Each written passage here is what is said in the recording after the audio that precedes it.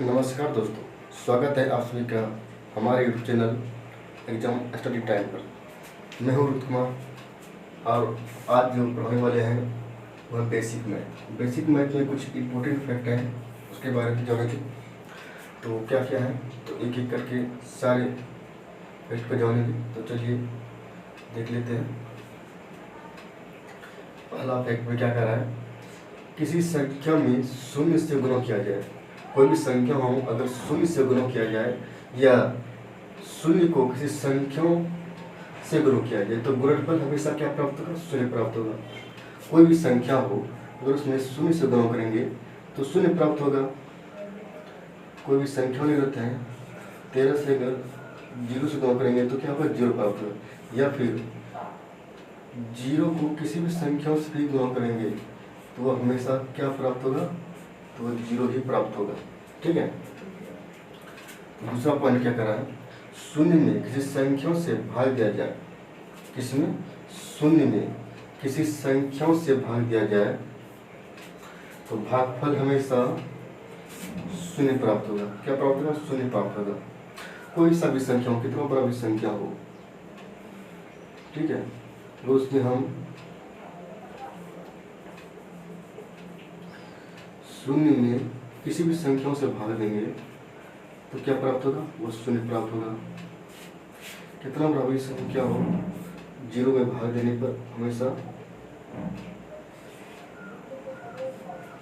शून्य ही प्राप्त होगा। क्या प्राप्त होगा, शून्य प्राप्त होगा। तो नेक्स्ट पॉइंट है, किसी संख्या में शून्य से भाग दिया जाए। किसी संख्या में शून्य से भाग दिया, संख्याओं में शून्य से भाग दिया जाए तो भागफल हमेशा क्या प्राप्त होगा, अनंत, इन्फिनिटी प्राप्त होगा। कोई सा भी संख्या हो, अगर हम इसमें 0 से भाग देंगे तो हमारा जो भागफल होगा वह क्या होगा, इन्फिनिटी प्राप्त होगा, इन्फिनिटी प्राप्त होगा। ठीक है। कितना भी प्राप्त संख्या हो,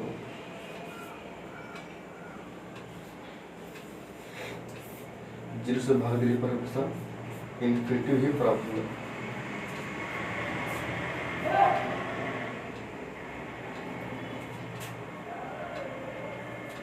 नेक्स्ट पॉइंट है, किसी संख्या की घात शून्य होने पर उसका जो मान होगा क्या होगा, 1 होगा। किसी भी संख्या पर अगर घात शून्य हो तो उसका मान क्या होगा, 1 होगा। देखो, किसी भी संख्या पर घात 0 रहेगा तो इसका मान 1 हो जाएगा। अगर 1 पर भी मान 0 रहेगा तो इसका मान 1 हो जाएगा। कितनी भी संख्या हो, कितनी भी बड़ी संख्या हो, जैसे 2350, इस पर भी अगर घात शून्य हो तो इसका मान क्या होगा, 1 हो जाएगा। कितनी भी बड़ी संख्या हो, उस पर घात 0 होगा तो उसका मान 1 होगा। ठीक है। तो नेक्स्ट पॉइंट है, किसी संख्या को स्वयं से भाग देने पर भागफल हमेशा 1 प्राप्त होगा। क्या होगा, भागफल हमेशा 1 प्राप्त होगा। कोई भी संख्या हो, अगर उसे स्वयं से भाग देंगे तो भागफल हमेशा 1 ही प्राप्त होगा। ठीक है। अब जो देखने वाले हैं वो जोड़ और घटाव में जो कुछ फैक्ट है उसके बारे में जानेंगे। क्या है, तो पहला फैक्ट है वह है, धनात्मक संख्याएं सदैव आपस में जुड़ती है और जो चिन्ह होता है वो हमेशा क्या लगता है, प्लस ही आता है। जब दो धनात्मक संख्याएं आपस में जुड़ेगा तो उसका चिन्ह क्या होगा, प्लस होगा। 6 और 4 जब जुटेगा तो क्या होगा, 10 होगा। या उसका जो चिन्ह होगा क्या होगा, ये प्लस हो जाएगा। ठीक है। और फिर 12 और 13 जब दो धनात्मक संख्या है, यहाँ कुछ नहीं तो क्या है, इसका मतलब यहाँ पर प्लस है। तो दोनों जुटेगा, जुटने के बाद इसका जो चिन्ह है वो भी क्या आ जाएगा, प्लस होगा। प्लस तो लेकिन की जरूरत नहीं पड़ती है। ठीक है। यहाँ पर भी वही है, दो धनात्मक संख्या जुटा तो यहाँ पर भी प्लस आ गया और करके नोट में देखिए, किसी संख्या के पहले कोई भी चिन्ह ना हो तो वह धन माना जाता है। क्या माना जाता है, धन संख्या माना जाता है।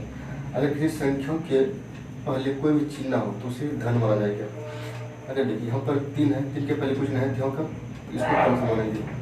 यहाँ पर 8 है, 8 के आगे कुछ नहीं है, इसको क्या मानेंगे +8 है, +8 8 होगा। ठीक है। अब पॉइंट नंबर 2, पॉइंट नंबर 2 क्या है, ऋणात्मक संख्याएं आपस में जुड़ती है और चिन्ह ऋण का आता है। क्या आता है? चिन्ह माइनस का आता है। ऋणात्मक संख्याएं आपस में जुड़ती हैं और चिन्ह हमेशा क्या आता है? माइनस का आता है। जब दो ऋणात्मक संख्या आपस में जुटेगा, क्या होगा? दोनों जुड़ जाएगा। जब -5 और -8 होगा तो क्या होगा? इन दोनों 8 और 5 जुड़ जाएगा। 8 और 5 जुटने के बाद क्या होगी? 12, और जो चिन्ह आएगा क्या है? माइनस का आएगा। ठीक है। इसमें भी वही होगा, 13 और 6 क्या होगा? जुड़ जाएगा, और इसका जो चिन्ह आ जाएगा माइनस का आ जाएगा। दो ऋणात्मक संख्या क्या हो? जुड़ रहा है, लेकिन जो चिन्ह हो रहा है वो माइनस का हो रहा है। पॉइंट नंबर 3, धनात्मक और ऋणात्मक संख्याएं सदैव आपस में घट जाती हैं। जब धनात्मक और ऋणात्मक संख्याएं आपस में क्या होती है? घट जाती हैं, और चिन्ह जो होता है हमेशा क्या होता है? बड़ी संख्याओं में जो चिन्ह आता है वो चिन्ह लगा जाता है।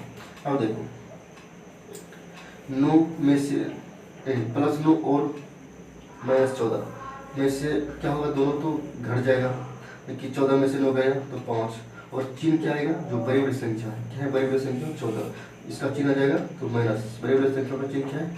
माइनस है, तो यहाँ पर घटने के बाद उसका चिन्ह आ जाएगा माइनस। ठीक है। अब देखो, +20 और 11, +20 और -11 ये दोनों क्या होगा? घट जाएगा। दोनों घट के क्या हो जाएगा? 9, दो घट के 9 हो गया, और जो चिन्ह जाएगा हमेशा प्लस वाली संख्या का आ गया। प्लस वाला कौन है? तो चिन्ह आएगा वो बड़ी वाली संख्या का। तो बराबर संख्या क्या है? तो 20। 20 का संख्या क्या आ जाएगा? 20 का संख्या क्या है? तो प्लस, तो यहाँ पर प्लस आ जाएगा। प्लस लिखने की जरूरत नहीं है, इसलिए सिंपल 9 भी लिख सकते हैं। गुना मल्टीपल के कुछ फैक्टर जानते हैं, क्या क्या होता है। ठीक है। जब किसी प्लस वैल्यू को प्लस वैल्यू के साथ गुणा करेंगे तो हमारा जो आंसर है गुणनफल के बाद वो किस में आएगा? पॉजिटिव में आएगा। प्लस वैल्यू के साथ प्लस वैल्यू के साथ गुणा करने के बाद आंसर आएगा पॉजिटिव में आएगा। ठीक है। तो देखो, 12 और 13 को गुणा करेंगे तो कितना होगा? 156 होगा, और इस दोनों का चिन्ह क्या है? प्लस है, प्लस है, इसका आंसर है प्लस में जाएगा। अब पॉइंट नंबर 2 क्या है? अगर प्लस वैल्यू का गुना अगर किसी माइनस वैल्यू वाले संख्याओं से किया जाए तो आंसर जो आएगा किस में आएगा? तो नेगेटिव में आएगा। किस में आएगा? आंसर नेगेटिव में आएगा। अब देखो, 8 क्या है? प्लस है, और -5 के साथ इसका जब गुणा करेंगे तो क्या हो जाएगा? 45, तो आंसर जो आएगा किस में आएगा? तो -40 नेगेटिव में आ जाएगा। ठीक है। अब पॉइंट नंबर 3, किसी नेगेटिव वैल्यू का गुना अगर पॉजिटिव के साथ किया जाए तो भी आंसर जो है ना नेगेटिव में आएगा। किस में आएगा? आंसर नेगेटिव में आएगा। अगर -3 पे गुना अगर पॉजिटिव वैल्यू 12 के साथ करेंगे तो आंसर जो आएगा गुना करके 36, ये किस में आएगा? तो नेगेटिव में आएगा, क्योंकि प्लस और माइनस होकर के क्या हो जाएगा? माइनस हो जाएगा। इसी प्रकार पॉइंट नंबर 4, अगर माइनस का गुना किसी माइनस वाली संख्या से किया जाए तो आंसर आएगा पॉजिटिव में। अगर -6 का गुना अगर -4 के साथ करेंगे तो क्या आएगा?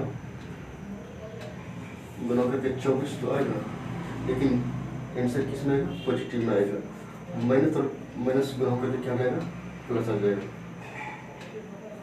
ठीक है। अब देखो, अगर माइनस वैल्यू का गुना सम बार करने पर चिन्ह पॉजिटिव हो जाता है। अगर माइनस सम बार आ जाए, जैसे कि -1 और 2 बार आ गया, ठीक है, उसको गुना करेंगे तो आंसर जो आएगा कैसे में? पॉजिटिव में जाएगा। इसी प्रकार इसमें कितनी बार माइनस आया? 1 2 3 4 बार माइनस आया। तो 4 क्या है? तो सम बार आया है, इसका जो भी आंसर आएगा वो किस में आएगा? पॉजिटिव में आएगा। अगर माइनस वैल्यू का गुना विषम बार करने पर चिन्ह माइनस वैल्यू आएगा। और देखो, माइनस कितनी बार आया है? 3 बार आएगा। जब इन दोनों का जब संख्या जब गुना करेंगे, आंसर जो होगा किस में आएगा, आंसर आएगा माइनस में आएगा। ठीक है, तो आपको ये वीडियो कैसा लगा कमेंट में जरूर बताएं। अगर आप नए हैं तो चैनल को सब्सक्राइब जरूर करें और बेल आइकन को जरूर दबाएं।